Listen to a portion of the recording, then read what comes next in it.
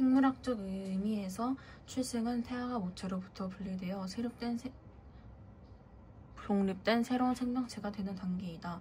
새 생명이 태어나면 가족 구성원은 기쁜 마음으로 그 생명을 맞이한다. 그 이유는 출생이 생물학적 의미뿐만 아니라 윤리적 의미도 지니고 있기 때문이다. 그렇다면 출생이 갖는 윤리적 의미는 무엇일까? 먼저 출생은 인간의 자연적 성향을 실현하는 과정이다. 자연법 윤리의 관점에서 볼 때 인간은 자신의 생명을 보존하고 종족을 보존하고자 하는 자연적 성향을 지니고 있다. 인간은 출생을 통해 이러한 자연적 성향을 실현하고자 한다. 또한 출생은 도덕적 주체로 사는 삶의 출발점이다. 출생을 통한 신체적 독립은 정신적 독립으로 이어지며 이러한 과정을 거쳐 인간은 자신의 행위를 스스로 결정하고 책임지는 도덕적 주체로 성장해 간다. 이러한 측면에서 유교에서는 출생으로부터 시작한 삶은 도덕적 완성의 결과라고 이해하였다. 그리고 출생은 가족 및 사회 구성원으로 사는 삶의 시작이다. 출생과 동시에 인간은 한 가족의 구성원이 될 뿐만 아니라 한 사회를 구성하는 존재가 되어 다양한 인간관계를 형성하게 된다. 이를 통해 사회적 존재로서의 삶이 시작된다. 오늘날 생명의료기술의 발달함에 따라 출생의 신비가 점점 속속 밝혀지는 가운데 우리는 위와 같은 윤리적 의미를 지니는 출생과 생명의 소중함을 재확인하게 된다. 그러나 출생 과정에 의료기술이 개입하면서 인공임신, 준절, 생명복제 등의 문제가 윤리적 쟁점이 되고 있다. 출생으로 시작된 인간의 삶은 죽음으로 끝을 맺는다. 태어나서 나이 들고 아프다가 죽는 것은 인간의 삶이다. 죽음은 인간이라면 누구나 죽음을 맞게 된다는 점에서 보편성과 평등성을, 죽음을 피하고자 하는 인간의 그 어떤 노력도 결국 실패하고 만다는 점에서 불가피성을, 누구나 한 번은 죽는다는 점에서 일회성을, 죽는 사람을 되살릴 수 없다는 비가역성을 지닌다. 이러한 특징을 갖는 죽음은 어떤 윤리적 의미를 지니고 있을까? 먼저 죽음은 삶의 소중함을 깨닫게 하는 계기가 된다. 독일의 철학자 하이데거는 죽음은 인간과 함께 있기 때문에 죽음을 외면하지 말고 항상 자각하며 살라고 하였다. 죽음의 자각은 삶의 의미와 가치를 깊이 성찰하게 하여 더욱 의미 있고 가치 있는 삶을 살게 된다. 또한 죽음은 인간관계의 소중함을 깨닫게 하는 계기가 된다. 한 사람의 죽음은 가족과 이웃은 물론이고 때에 따라서 사회 전체에 슬픔을 준다. 그래서 우리는 상례 및 제례를 통해 죽음을 애도하고 죽은 사람을 기억한다. 이와 같이 출생과 죽음의 의미를 고려할 때 우리는 삶이 그 자체로 소중한 가치가 있다는 것을 알 수 있다. 따라서 우리는 삶의 가치와 인간 존엄성의 관점에서 인공임신, 준절, 자살, 안락사, 뇌사 등 출생 및 죽음과 관련된 윤리 문제를 숙고해야 한다. 동서양이 죽음관, 막막하고 혼돈한 제도 속에 섞여있던 것이 변해서 기가 되고, 기가 변해서 형체가 되고, 형체가 변해서 생명이 되었다. 그리고 그것이 변해서 죽음이 된 것이다. 장자는 삶과 죽음을 서로 연결된 수단 과정으로 보았다. 그러므로 장자는 죽음에 임하여 너무 슬퍼하지 말며 삶에 지나치게 집착하지 말라고 하였다. 전생에 뿌려진 씨앗은 이번 생에 받는 것이고 다음 생에 거둘 열매는 이번 생에 행하는 것이다. 불전, 간횡회, 과거, 현재, 인과경. 불교에서는 죽음을 또 다른 세계로 윤회하는 것이며 윤회 과정에서 인간의 선행과 악행은 죽음 이후의 삶을 결정한다고 보았다. 삶은 육체 안에 갇힌 영혼의 감금 생활이요 죽음은 육체로부터 영혼의 해방이자 분리이다. 플라톤은 육체를 순수한 인식을 불가능하게 하는 감옥처럼 생각했으며 죽음을 육체로부터 해방되는 것으로 보았다. 죽음은 사실 우리에게 아무것도 아니다. 우리가 살아있는 한 죽음은 우리와 함께 있지 않으며 죽음에 이르면 우리는 존재하지 않는다. 죽음은 산 사람이나 죽은 사람 모두와 아무런 상관이 없다. 에피쿠로스는 우리가 죽음을 경험할 수 없기 때문에 죽음을 두려워할 필요 없다고 본다. 인공임신, 준절이란 태아가 모체 밖에서는 생명을 유지할 수 없는 시기에 태아를 인공적으로 모체에서 분리하여 임신을 종결하는 행위로 낙태라고도 한다. 대부분의 윤리인으로는 인공임신, 준절을 기본적으로 반대한다. 불교 윤리에서는 인공임신, 준절을 살아있는 것을 직접 죽여서는 안 된다. 또 남을 시켜 죽여서도 안 된다. 그리고 죽이는 것을 보고 묵인해도 안 된다라는 불상생계를 어기는 행위로 본다. 자연법 윤리에서는 인공임신, 준절을 생명과 종족 보존이라는 자연적 성향에 어긋나는 것으로 본다. 칸트 윤리에서도 인공임신, 준절을 인간의 수단으로 대우하는 것이므로 보편할 수 없다고 본다. 우리나라의 경우 형법의 낙태죄 조항은 2019년 헌법재판소에서 헌법 불합치 결정을 받았으며 모자보건법은 인공임신 준절의 허용 단계를 규정하고 있다. 아직까지 인공임신 준절의 허용 여부 및 범위에 대해서는 논쟁이 벌어지고 있다. 인공임신 준절과 관련된 윤리적 쟁점은 태아의 생명권과 여성의 선택권 중 어느 것을 우선으로 보호할 것인가이다. 태아의 생명권을 우선으로 보호하자는 입장을 가진 사람들은 인공임신 준절에 반대하고 있다. 반면에 여성의 선택권을 우선으로 보호하자는 입장을 가진 사람은 인공임신 준절을 찬성하고 있다. 반대하는 논거. 모든 인간의 생명은 존엄하다. 태아도 역시 생명이 있고 인간이다. 무고한 인간을 죽이는 행위는 잘못이다. 태아는 무고한 인간이다. 태아는 일정한 발생 과정을 거쳐 성숙한 인간으로 발달한 잠재성을 가지고 있다. 찬성 논거. 태아는 인간이 아니다. 여성은 정당방위의 권리를 지닌다. 여성은 자신의 삶을 자율적으로 영위할 권리를 가진다. 태아는 여성의 신체임으로써 여성은 자신의 신체에서 일어난 일을 선택할 권리를 가진다. 또 하나의 윤리적 쟁점은 어느 시점부터 인간의 지위를 인정할 것인지의 문제이다.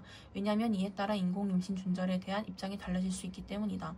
이처럼 인공임신 중절의 쟁점과 관련해서는 다양한 논의가 진행되고 있지만 분명한 것은 태아의 하나의 생명으로서 존중받아야 한다는 점이다.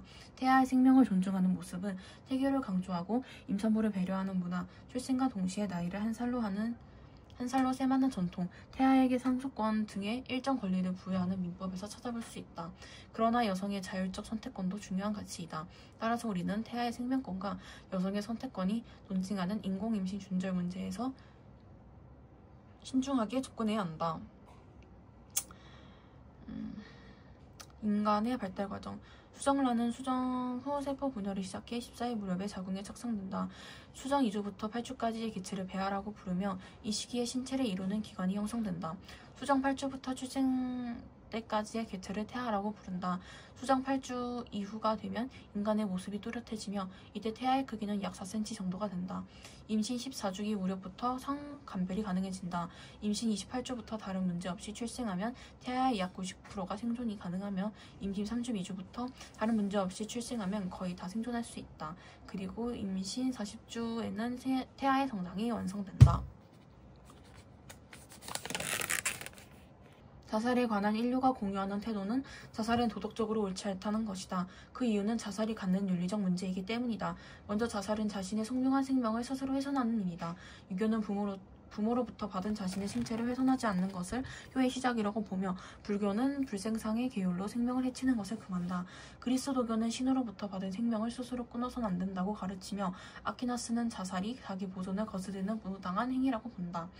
또한 자살은 자기 삶의 일회성을 인식하지 못한 채 인격을 훼손하고 자아를 실현할 가능성을 없애버리는 일이다.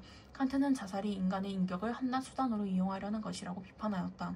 쇼펜하우어도 자살은 문제를 해결하는 것이 아니라 회피하는 것으로 한 번뿐인 삶을 인위적으로 종결시킴으로써 문제를 해결하며 자신의 능력을 발휘할 가능성을 파괴하는 것이라고 주장하였다. 이 대화에서도 알 수 있듯이 자살은 사회에 부정적 영향을 끼친다. 가족, 친구 등 주변 사람에게 깊은 슬픔과 고통을 안겨주며 사회 공동체의 결속을 약화시킨다. 특히 유명인의 자살은 모방자살로 이어지기도 한다는 점에서 사회적 문제를 일으킨다. 자살의 원인은 심리적, 경제적 이유 등 다양하다. 이러한 자살을 예방하기 위해서는 사회의 구조적 문제를 개선하고 사회 안정망과 사회 복지를 강화해야 한다. 이와 함께 생명의 가치와 삶의 소중함의 관점에서 자살을 윤리적으로 정당화하기 어렵다는 점을 깊이 인식하고 자살을 예방하기 위한 노력을 지속해야 한다. 안락사는 불치병으로 극심한 고통을 겪고 있는 환자의 요구에 따라 의료진이 인위적으로 개입하여 생명을 단축하는 행위이다. 안락사를 허용하는 국가가 차츰 증가하고 있지만 안락사를 허용해야 할지에 대한 윤리적 논쟁은 지속되고 있다. 안락사에 찬성하는 입장에서는 먼저 불치병으로 고통받고 있는 환자의 자율성과 삶의 질을 중시한다. 이들은 불치병으로 고통받고 있는 환자는 자율적 주체로서 자신이 어떤 방법으로 죽을 것인지를 스스로 선택할 수 있으며 인간답게 죽을 권리를 가진다고 주장했다. 또한 이들은 불치병을 앓고 있는 환자에게 연명치료를 하는 것은 공리주의 관점에서 환자 본인과 가족에게 심리적, 경제적 부담을 주며 제한된 의료 자원을 효율적으로 사용해야 하는 사회 전체의 이익에도 부합하지 않는다는 주장한다. 안락사에 반대하는 입장에서는 모든 인간의 생명은 존엄하며 인간은 자신의 죽음을 인위적으로 선택할 권리를 갖고 있지 않다고 주장한다.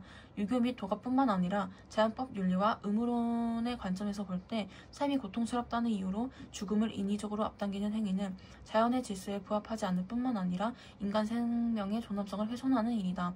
또한 의료진의 기본 의무는 생명을 다하는 것이므로 의료진이 환자의 죽음을 앞당긴다는 의료 행위를 해서는 안 된다고 주장한다. 이와 같은 안락사 논쟁에서는 환자의 자율성 존중, 생명의 가치, 그리고 의료인의 책무를 함께 고려하여 보다 신중하게 접근해야 한다.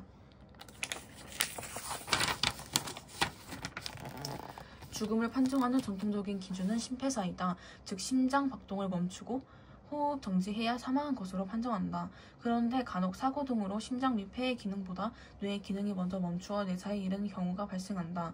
뇌사란 뇌관을 포함한 뇌의 활동이 회복할 수 없을 정도로 정지된 상태를 말한다. 뇌사에 이른 환자는 자발적 호흡이 불가능하다. 인공호흡기 등 연명치료기기를 이용하여 일정 기간 호흡을 유지할 수 있지만 결국 가까운 시일 안에 심장과 폐 기능이 정지한다. 이러한 뇌사와 관련된 윤리적 쟁점은 뇌사를 죽음의 판정 기준으로 삼을 것인지 말 것인지 여부이다. 뇌사를 죽음의 판정 기준으로 삼는 데 찬성하는 사람들은 뇌가 인간의 생명 활동을 관장하는 핵심 기관이므로 뇌의 기능이 정지하면 가까운 시기에 심장과 폐의 기능도 정지하기 때문에 이미 죽음의 단계에 들어선 것이라고 주장한다. 또한 이들은 뇌사를 죽음으로 판정하면 인공호흡기 등 의료 자원의 효율적 이동에도 도움이 되고 뇌사자의 장기 이식에 활용할 수 있다고 주장한다. 뇌사를 죽음의 판정 기준으로 삼는 데 반대하는 사람들은 뇌사에 이르렀다 하더라도 연명 의료기기를 이용하면 짧은 시간이나마 호흡과 심장 박동이 유지되므로 아직 죽음에 이르는 것이 아니라고 주장한다. 또한 의료 자원이 효율적 이용과 장기 이식을 위해 뇌사 문제를 접근하는 것은 생명의 존엄성을 경시하는 것이라고 주장한다. 그리고 이들은 매우 드물지만 뇌사 판정의 오류 가능성도 제기한다. 뇌사를 죽음의 판정 기준으로 인정하는 문제는 윤리적 의료적 측면에서 중요한 의미를 가지므로 사회적 합의를 도출하려는 노력이 필요하다.